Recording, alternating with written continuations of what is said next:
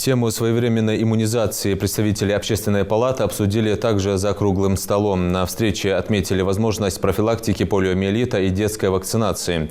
Участниками встречи стали представители общественных объединений и медицинского сообщества региона. Затронули наиболее острые проблемы, в частности, сложившуюся неблагоприятную эпидобстановку в ряде регионов СКФО, в том числе Ингушетии. Также отметили высокое число антипрививочников, которые толком не объясняют причину отказов от вакцинопрофилактики. Подчеркнули, что, отказываясь от вакцинации, родители не только подвергают риску своих детей, но и создают угрозу для всего общества.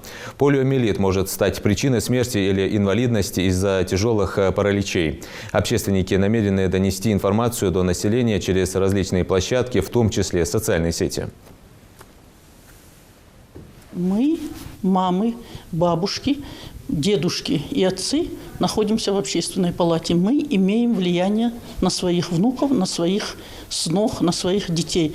И когда сегодня мы видим последствия полиомиелита, каждый задумается. Он придет, и в нашем народе всегда слушают старших. Вот у меня 12 внуков, все мои внуки привиты. Мы знаем, что 4 региона на сегодняшний день идет вспышка полиомиелита.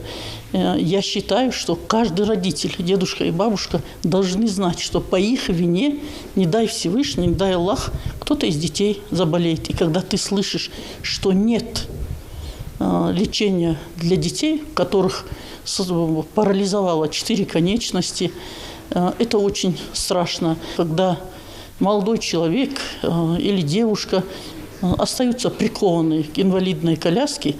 И я никого не агитирую, я просто хочу сказать, давайте каждый за себя подумает. Это хуже нет, когда по вине родителей дети становятся инвалидами. Мы все делаем, чтобы наши дети были здоровыми.